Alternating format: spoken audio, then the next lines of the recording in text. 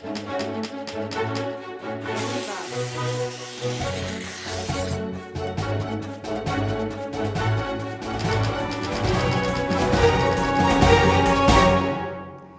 dia, bom sábado a você que nos assiste. Estamos aqui novamente juntos para compartilharmos desta vez uma nova lição. Nós vamos durante todo esse trimestre estudar sobre o livro de Gálatas, que fala especificamente sobre a vida de Paulo. Nós temos aqui duas pessoas muito queridas para compartilhar essa lição conosco. É o Jonas, que bom que você está com a gente de novo, Jonas, e o Olívio também. Sejam muito bem-vindos, viu? Só lembrando que você pode acessar as nossas lições através do site da cpb.com.br ou também através do facebook.com/ESI Curitiba. Antes de iniciarmos então esse estudo, nós vamos pedir as bênçãos de Deus e eu peço que o Jonas faça uma oração para nós, por favor.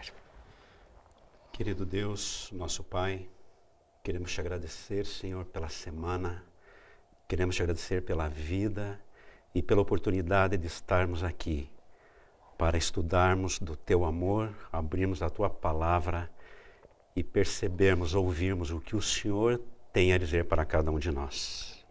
Que o Teu Santo Espírito, nesse momento, nos acompanhe, esteja com cada telespectador, com cada ouvinte, abençoando-o também. E que nós possamos compreender a Sua vontade para cada um de nós, é o que pedimos, em nome de Jesus. Amém. Amém. O título dessa primeira lição fala Paulo, apóstolo dos gentios. Paulo, na realidade, ele se chamava Saulo, né? E depois da sua conversão é que o nome dele foi mudado. E eu, pensando aqui nessa lição, eu coloquei assim uma frase para ele que ele estava sinceramente equivocado. Ele era muito sincero naquilo que ele acreditava. E ele acreditava então que a vinda de Jesus, né, ele como Salvador, era assim até uma blasfêmia perante Deus e ele queria proteger a Deus. Tudo aquilo que ele fez como perseguição, a realidade ele queria proteger a Deus, não é verdade?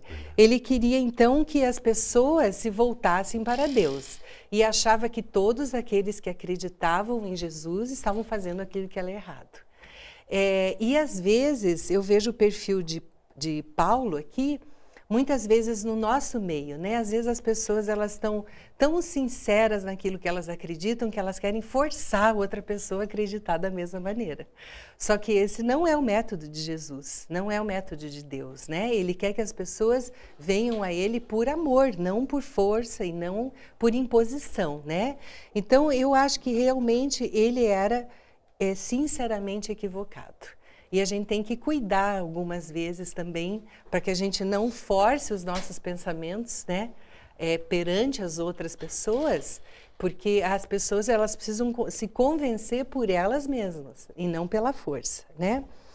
Começa aqui, Olívio, recapitulando que Saulo, como perseguidor dos cristãos, houve um episódio com Estevão que marcou muito ele. Daí parece até que naquela época ele era assim um pouco mais distante na perseguição, ele era mais um espectador, né? Queria que você falasse um pouco sobre isso. Então, eu vejo assim que a história do apóstolo Paulo é uma história muito interessante porque ela estabelece assim um certo, digamos, paralelismo, né, com aquilo que vem acontecendo ao longo da história com a própria igreja, com a própria cristandade, né? Nós vemos que o apóstolo Paulo ele era uma pessoa preparada para defender os princípios judaicos, né, que haviam sido estabelecidos ao longo da história para o povo de Israel. E nesse episódio ao qual você se refere, que é o apedrejamento de Estevão, quem era Estevão? Estevão era um dos diáconos, né, que haviam sido instituídos logo após a ascensão de Jesus. Então era um dos líderes da igreja naquela ocasião, naquela época. E o apóstolo Paulo, quando ele se depara com aquele episódio onde o Estevão havia sido capturado, estava sendo inquirido, estava sendo pressionado para que rejeitasse, né, para que ele voltasse atrás, enfim, que ele negasse todo o entendimento que até aquele momento os cristãos, que ainda não eram chamados de cristãos, mas eram aqueles que seguiam a Cristo, estavam estabelecendo, ele ficou assim um pouco intrigado com tudo isso, porque ele via ali uma situação onde uma pessoa se apresentava como seguidora do Deus verdadeiro, entretanto trazendo alguns ensinamentos, alguns fundamentos totalmente diferentes daquilo que ele ele, Saulo de Tarso, havia aprendido, né? Então nós vemos que, quando você fala assim do livro de Gálatas, nós devemos fazer uma distinção inicialmente, porque o apóstolo Paulo ele escreveu várias cartas, né? Mas especialmente essa epístola, ou essa carta aos Gálatas, né, de Galícia, cidade de Galícia, ela falava sobre a graça. E nós pensamos, como Paulo, mais tarde, né, Saulo de Tarso, que era aquela pessoa rigorosa, perseguidora de cristãos, havia se tornado alguém defensora da graça de Deus, né? Aí a gente pode estabelecer, porque eu falei nisso aqui, paralelismo da história da igreja. Porque nós vemos que nós estamos completando 500 anos da Reforma Protestante. Então, quando Martinho Lutero ele se insurgiu contra os dogmas da igreja romana, ele apresentou ali algumas incoerências que havia com relação à palavra de Deus, estabeleceu que a salvação não era como a igreja vinha colocando, onde você deveria praticar atos, você deveria participar de celebrações, enfim, pagar penitências, você atuava ativamente para obter a salvação. E Lutero descobriu que a palavra de Deus ela falava sobre a graça, que a salvação é um dom gratuito de Deus, não é? E nós vemos que Paulo, a partir da sua conversão, ele começa a estabelecer, notadamente aqui, até Gálatas é tido como possivelmente a primeira epístola que ele escreveu. E nós vemos que Paulo, agora falando de Paulo, ele foi uma pessoa assim que no início da lição fala, perseguidor de cristãos. Porque a partir daquele momento em que ele presencia o apedrejamento de Estevão, ele parece que se sente encorajado, ele se sente indignado, de forma sincera até. Agora eu digo assim, Deus é estrategista, ele é um general muito estrategista, porque a lição vai falar mais para o final, mas eu já antecipo porque eu acho que vem o caso. Ela fala que quando você tem uma batalha entre dois exércitos, o que acontece? Quando você captura e aniquila um dos generais, o general inimigo, você reduz a força do inimigo, ok? Mas Deus ele não destruiu a força desse inimigo, que era Saulo. Ele trouxe essa força para o lado correto, para o lado vencedor da batalha. Então nós vemos que agora Saulo de Tarso, naquele momento que ele se depara com o apedrejamento, ele se sente encorajado para perseguir os cristãos, e nós vamos ver mais a seguir, o Jonas vai comentar em que momento isso aconteceu. Nós vemos que Deus ele tinha um plano muito especial para ele, e muito especial escrever, né, especialmente essa carta aos Gálatas. É interessante, né, Jonas, que a conversão de Saulo, ela é muito mais do que um filme, um livro que a gente lê, né? Vai muito além da imaginação de um ser humano. Porque, como o Olívio falou, as estratégias de Deus são muito peculiares, né? E eu queria que você lembrasse para a gente dessa história tão bonita. Mônica e Olívio, a história é sensacional. Ao nós lermos o texto, muitas vezes nós passamos por alto detalhes, né, da história de Paulo. Veja bem, a conversão de Paulo, que era um grande perseguidor da Igreja Católica. Até aí tudo bem. Mas quando nós abrimos o texto em Atos 8:3, ali nós lemos que Saulo, por sua vez, devastava a igreja, indo de casa em casa, arrastava homens e mulheres e lançava na prisão. O que a Bíblia está falando aqui para nós? Que Saulo era considerado como um javali selvagem. Eu não sei se vocês já viram, eu já vi em documentários a luta de sobrevivência desse animal. É terrível. As pessoas viam Saulo como um javali, porque até o texto devastava, essa palavra traduzida, devastada, em Atos 8:3, é usada exatamente para descrever um comportamento descontrolado desse animal. Imagina quem era Paulo. E Deus, ele veio de uma maneira extraordinária, miraculosa, e atuou no coração de Paulo. Mas foi necessário alguma coisa muito impactante. Nós precisamos ler, pelo menos para entender um pouquinho melhor o início. Não vamos ler o texto todo, né, porque nós não temos tempo, mas é importante nós lermos aqui uma situação. Veja bem, antes de nós lermos. Paulo, ele era um homem extremamente culto. Ele lidava bem com estratégias. Ele era uma pessoa que era muito dedicado nos seus objetivos. E a estratégia de Paulo junto à sua inteligência e os objetivos dele, era destruir os cristãos. Ele achava que esse comportamento era o comportamento aprovado por Deus. E certa vez, o texto diz que enquanto Saulo, ele ia, Atos 1, 9, de 1 a 15, enquanto Saulo ainda respirava ameaças de morte contra os discípulos do Senhor, dirigindo-se ao sumo sacerdote, pediu cartas para as sinagogas de Damasco, e de maneira que, caso encontrasse ali homens ou mulheres que pertencessem ao caminho, ou se fossem cristãos, pudessem levá-los presos para Jerusalém. E nós conhecemos a história. Saulo ele foi, e na estrada de Damasco veio uma luz muito forte e cegou a Saulo. E naquele momento, ele perguntou, quem és tu, Senhor? Olívio comentou uma coisa interessante. A morte de Estevão causou um impacto na mente de Saulo muito forte. Deus já tinha começado a trabalhar no coração de Saulo lá naquele momento, porque ele percebeu a honestidade e a verdade nas palavras de Estevão.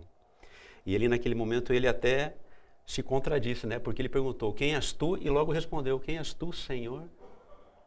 Você veja o impacto que já estava, a graça de Cristo alcançando a Saulo. Mas enfim, nós precisamos olhar um pouquinho na perspectiva a conversão de Saulo. E essa nossa perspectiva, nós chegamos na conclusão de que humanamente seria impossível. Tinha que ter o toque de Cristo Jesus na vida dele. O texto fala que enquanto Saulo respirava, ele ansiava esta exterminação dos cristãos. Imagina? E agora vem o próprio Jesus e fala assim, você está me perseguindo. Por que você me persegue? Paulo caiu em si, Saulo caiu em si e entendeu que ao ele perseguir os cristãos, ele estava perseguindo o próprio Jesus Cristo. Me permite até um comentário. Eu vejo que aqui o Jonas falou uma coisa interessante, que é a respeito do que ele havia feito. Ele estava perseguindo o povo que supostamente, pretensamente seguia o Deus verdadeiro, que eram os seguidores de Jesus, né? Então, se nós pensarmos, o que ele merecia da parte de Deus? A destruição, a punição. Entretanto, vejam, ele não era ateu. Ele acreditava em Deus, ele não era inimigo de Deus. Ele estava supostamente defendendo os interesses do próprio Deus. E por que ele se torna, então, aqui um apóstolo, onde nós estamos falando, né, sobre a graça, que notadamente nessa carta aos Gálatas, é falado sobre a salvação pela graça? Justamente porque ele se sentiu assim. Ele sendo merecedor de uma punição da parte de Deus, Deus simplesmente o perdoou, o conquistou para as suas fileiras. Então ele era um apóstolo que ele carregava em si esse sentimento, essa experiência de ter recebido a graça. E essa gratidão também, né? A gratidão, né? E Olívio, a gente pensando, né? Ele do lado das pessoas que não estavam sabendo de nada disso, né? A gente só lembra que no episódio ele perdeu a visão, né, Jonas? Ele ficou totalmente cego. E ele daí foi para Damasco, certo? Perfeito. E daí, que dificuldade das pessoas de Damasco para aceitarem, né? Que agora ele estava do outro lado, né? Interessante isso, né? Posso falar? Claro. Tá, é assim, olha só, eu até trouxe um livro aqui, ó. Ele se chama O Viver é Cristo. É até uma passagem da Bíblia, né, que fala sobre isso. Então, é um livro que fala sobre a vida de Paulo. É impressionante, ela é escrita por Beth Moore, e ela fala aqui no início uma coisa muito interessante, porque, veja, nós temos um texto, até não tem nada a ver com a lição, mas é importante falar sobre isso, porque as pessoas muitas vezes indagam isso, a respeito da postura de Paulo. Ele é tido como um apóstolo, assim, um tanto machista, né? Dentro daquele pensamento, não é bom que a mulher fale. Tá, mas ela diz o seguinte, ó, quem escreve é uma mulher. E ela diz o seguinte, olha, eu vou ler um pedacinho aqui, ó. Admiradora há anos do apóstolo Paulo, de certo modo surpreendi-me com alguns comentários feitos por pessoas que ficaram sabendo que eu escreveria um estudo bíblico sobre a vida dele. Ouvi perguntas do tipo, abre aspas, como você, sendo mulher, pode elaborar um estudo sobre um homem que, sem sombra de dúvida, não tinha tolerância alguma para com as mulheres no ministério? Eu vou deixar essa questão até no ar, né? Porque eu não estou fazendo propaganda do livro, mas eu acho que todos deveriam ler esse livro, porque é maravilhoso. Ele se aprofunda, foi um livro assim que eu entendi que muitas coisas da vida dele, e nós estávamos falando sobre isso, e a pergunta que você fez é pertinente, porque vejam, ele era uma pessoa extremamente erudita, era uma pessoa preparada. Como ele relata posteriormente, ele era um dos discípulos de Gamaliel, que era considerado um dos maiores mestres dos judeus, né? Judeu, um dos rabinos da época, aquele que tinha assim autoridade do conhecimento.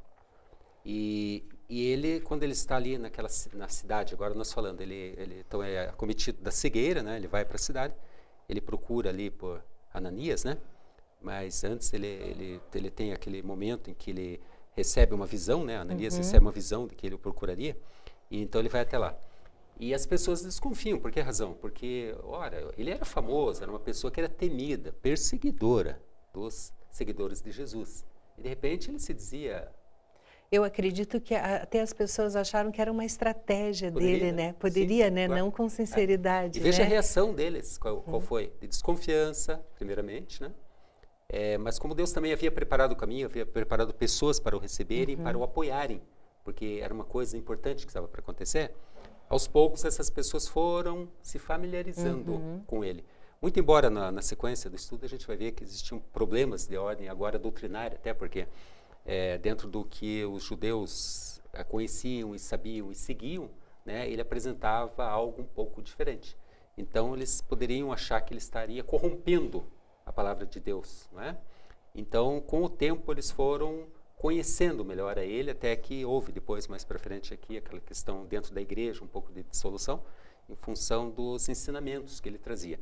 Mas se nós voltarmos para a lição do trimestre anterior, onde nós estudamos sobre o apóstolo Pedro, e nós vemos que no finalzinho da lição ele fala claramente isso, né? Que ele fala das Escrituras, que o ensinamento era baseado nas Escrituras, o ensinamento dos apóstolos era baseado nas Escrituras, ele se refere ali ao Velho Testamento, mas ele fala o que também?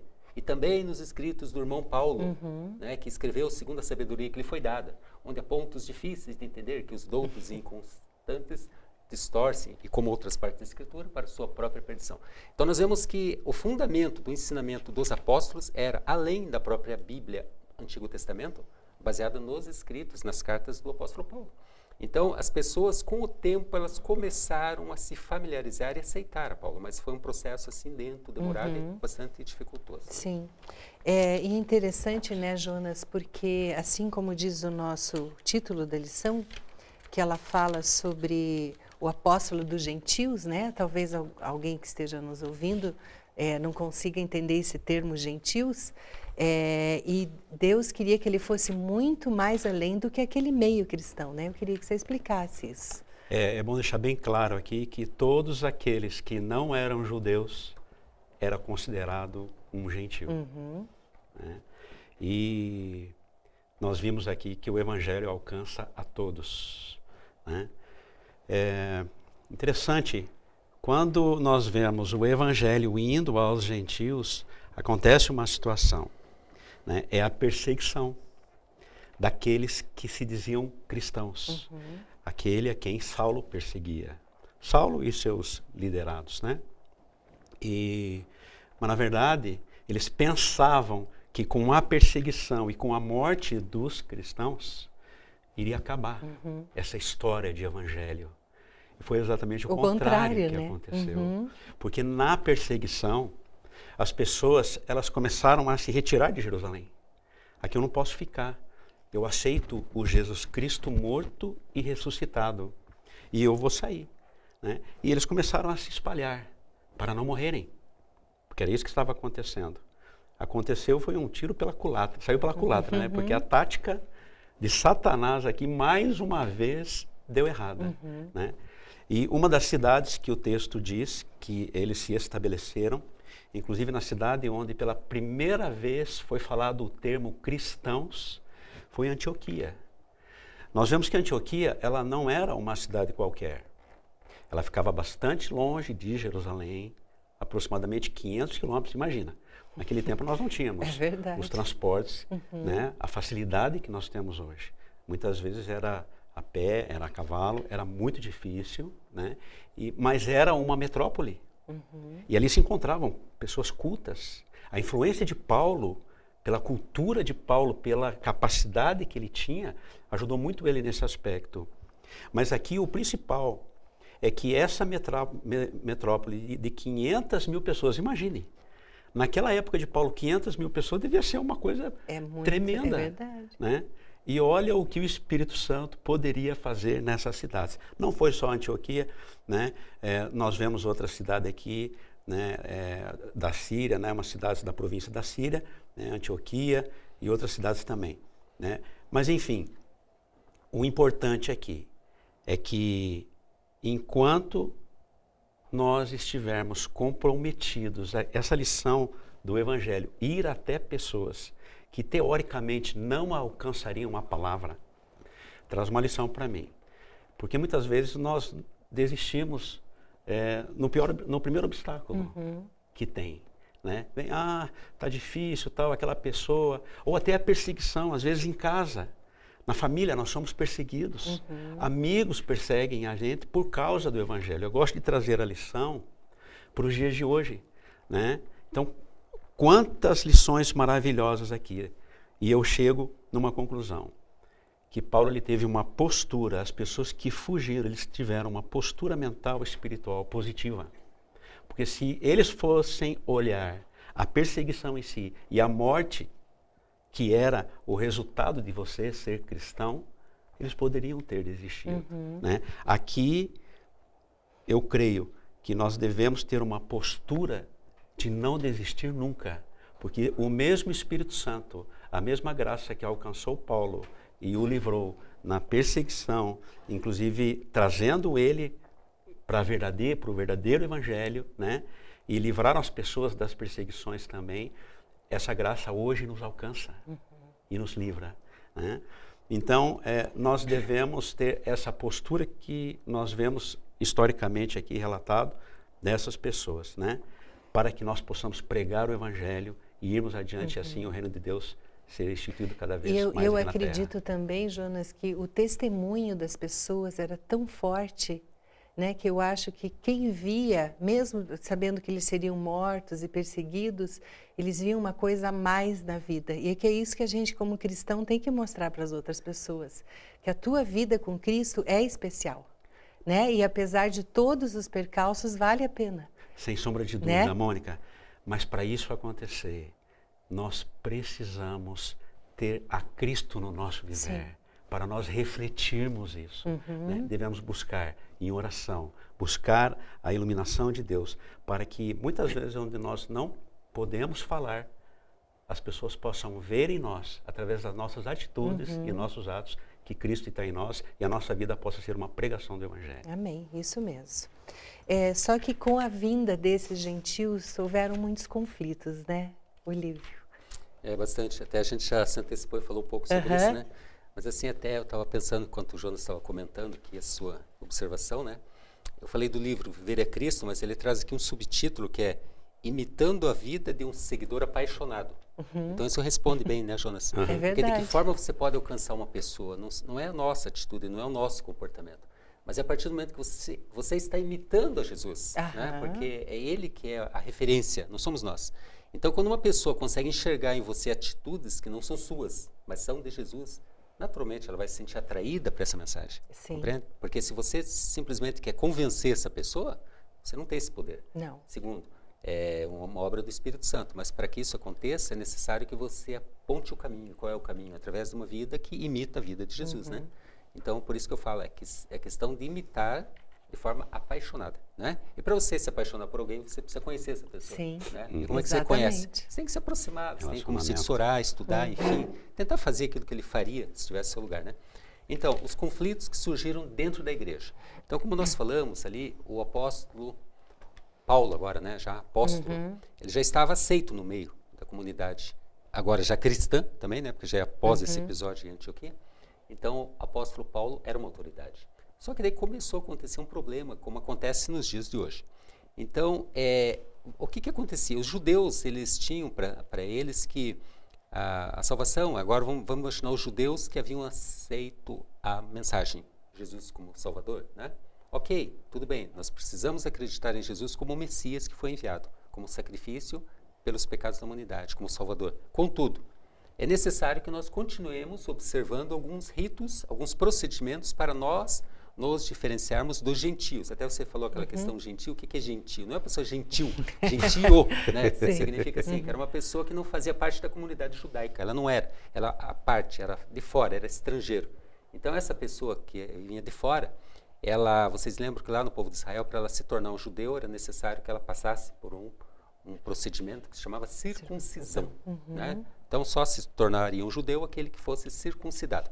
Então os judeus diziam o seguinte, tudo bem, nós podemos acreditar em Jesus como nosso Salvador, contudo é necessário que nós ainda observemos essa identificação. Né? Isso começou a gerar alguns problemas. Por quê? Porque, claro, a partir do momento que a salvação viria pela graça, não dependeria de nenhum ato externo da sua parte, assim, para ser merecedor, né? A circuncisão não teria mais sentido, não teria nenhuma importância mais dentro desse processo agora de conversão. E nós vemos que na época ainda dos apóstolos, né, quando Pedro, na realidade, ele teve aquela visão, que foi comentada já, né, de que ele deveria encontrar uma pessoa, tal, que chamava Cornélio, que era um centurião romano, e Cornélio havia sido preparado também por Deus, aceitou e se converteu e se batizou, ele e a família dele. Não foi circuncidado. Então, naquele momento, já começou a coisa, peraí, vocês estão tornando o processo de salvação uma coisa muito barata, assim. A pessoa simplesmente aceita, não é bem isso. Nós devemos levar uma vida assim, tal, e praticar alguns atos, que seriam deles a circuncisão. Então, é claro que quando eles perceberam que, até pelo próprio conhecimento de Paulo, pela própria iluminação dele, pela própria maneira como ele se dirigia às pessoas e conquistava, porque ele pregava sobre a graça, eles começaram então a boicotá-lo. Começaram a espalhar que ele estava distorcendo, que ele estava trazendo ensinamentos que não eram autênticos, né? Eram heresias, eram coisas que estavam vindo de fora para dentro da igreja. Então nós começamos a pensar, hoje, o que acontece? Muita coisa. Por quê? Eu vejo que existem princípios, os princípios são imutáveis, não é? Muitas vezes a forma de você trabalhar determinados princípios é que ela pode diferir de uma pessoa para outra. Da cultura também, né? Da cultura, tem tudo a ver, né? Então, o que eu noto, assim, hoje? Esse dia eu estava comentando com alguém, uma das coisas mais, assim, gratificantes de você saber é que você é um ser único no universo. Não existe ninguém igual a você é único. Então, se você é uma pessoa única, criada por Deus de forma única, é sinal de que Deus tem um método para cada pessoa de forma única também. Ele alcança as pessoas de forma muito particular, ok? Então, você não poderia, daquela forma, estender, dizer assim, não, agora é só, e hoje em dia, não, tem que ser assim, assim, dessa forma, entende? Você tem que tomar muito cuidado com isso, porque a gente pode trocar, assim, a religião pela religiosidade, a gente pode trocar algo que é gracioso, algo que é belo, algo que é bonito, que é agradável para nós, em algo enfadonho. Agora, é lógico que, como eu disse, princípios não se mudam, os princípios você precisa ter dentro de você. E os conflitos que aconteceram dentro da igreja naquela ocasião são parecidos com aqueles que acontecem até hoje. Né? São conflitos voltados pela maneira da pessoa conduzir determinados assuntos, na maneira de executar determinadas coisas, né? Ou às vezes até existe muito aquela questão, assim, muitas vezes de o ser humano, né? Como diz a lição aqui, todo ser humano é imperfeito. Ele sendo imperfeito, é claro que as obras realizadas pelos seres humanos também serão imperfeitas. Mas você vê que Deus, ele é estrategista e muito sábio, porque muitas vezes até nos próprios erros ele pode transformar aquilo numa coisa boa. É verdade. Né? Então, Deus é poderoso para isso, ele é muito sábio. Então, ele conta com os seres humanos, mesmo que imperfeitos, para executar uma obra que é perfeita. E o resultado da obra é ele que vai produzindo sobre nós. Com certeza. Né? Jonas, você queria comentar alguma coisa sobre isso? Eu acho que é um dos pontos mais importantes da lição para a nossa vida prática. Né? O Olívio, ele abordou bem essa questão do que Deus pode fazer na minha vida para que eu seja convertido. Me chamou muita atenção essa questão da conversão aqui, Mônica e Olívio, que a palavra conversão, ela indica que eu estou indo por um caminho e eu tomo a decisão de converter. Né? Com Paulo não foi assim. Paulo, ele foi convertido. Ele não participou de um processo de conversão. Para Paulo era necessário que ele fosse convertido, que acontecesse algo drástico. E aqui o ponto que para mim é muito importante é que nem sempre Deus vai fazer com que aconteça alguma coisa drástica na minha vida para que eu seja convertido. Eu preciso buscar por mim mesmo, diariamente, a conversão. Então, se você ouvir a voz do Espírito Santo, você ouvir a voz de Deus no seu coração, te chamando, te convidando a você fazer uma conversão do caminho errado que você está indo. Lembre-se, nem sempre vai acontecer alguma coisa, porque, como o Olívio falou, Deus, Ele é sábio demais Sim. para errar, Ele usa meios diferentes com cada pessoa. E cada pessoa precisa Né? de um método. Então, a voz de Deus que seja suficiente para que você se entregue a Cristo. Amém.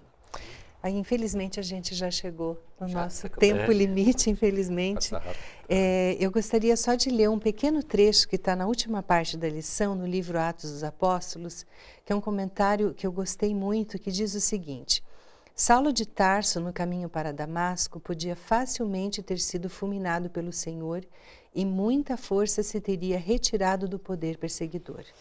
Deus, porém, em sua providência, não apenas poupou a vida de Saulo, mas o converteu, transferindo assim um campeão do campo do inimigo para o lado de Cristo. Orador eloquente e crítico severo, Paulo, com seu decidido propósito e inquebrantável coragem, tinha as qualificações necessárias à igreja primitiva. Isso é um ponto, Olívio, que você comentou no início, né? A estratégia realmente do ser humano é acabar com aquilo que está atrapalhando, né? E que bom que Deus não é assim, que ele vê muito além. E isso pode ver no nosso meio histórias de conversões de pessoas que tinham uma vida totalmente deturpada e que hoje em dia são, assim como Paulo, também estão pregando sobre o Evangelho de Cristo e sobre a transformação que houve na vida delas. Que bom, né, que Deus pensa muito maior do que a gente, né? Eu agradeço muito a participação de vocês aqui nessa lição. E nós também vamos agradecer a Deus porque Ele esteve conosco. Eu peço que o Olívio faça uma oração para a gente, então, por favor. Então, você que nos acompanha nesse momento também, vamos fechar os olhos e falar com Deus. Obrigado, Senhor, porque pudemos ter uma pequena oportunidade aqui de escutar a Tua voz, de estudar a Tua palavra, de aprender um pouco mais a respeito dessa epístola aos Gálatas, que também é dirigida a nós, para nos indicar, Senhor, que nós mesmos estando vivendo como seres humanos entre pessoas que são imperfeitas, a Tua perfeição, a Tua graça são o bastante para orientar a cada decisão que devemos tomar, a cada procedimento que devemos seguir em nossa vida, nessa trajetória, Senhor, para que um dia nós possamos estar contigo, na Tua presença, desfrutando das maravilhas que Tu preparaste para cada um de nós. Amém. Nós pedimos sabedoria para que no decorrer deste novo trimestre, essa lição possa ser estudada de forma correta, de forma iluminada pelo Teu Espírito, e que cada um de nós tenha, Senhor, o prazer, a oportunidade de aceitar o Teu convite que é dirigido a nós a cada dia. Amém. Abençoa cada pessoa que está acompanhando este programa, a cada participante, todas as pessoas que trabalham na produção deste programa, para que sejam alcançadas pela Tua graça, que cada um de nós, Senhor, sinta no coração a gratidão que devemos ter, porque Tu és um Deus maravilhoso que pode todas as coisas, inclusive transformar as nossas vidas. Amém. Em nome de Jesus, eu te peço e agradeço. Amém. Amém. Amém. Nós agradecemos muito a tua participação conosco durante esse sábado. Nós só gostaríamos de lembrá-lo que você pode acompanhar os nossos cultos ao vivo todos os sábados pela manhã a partir das 9 horas e também aos domingos e quartas-feiras a partir das 19h30. Tenha um dia muito feliz. Fica com Deus.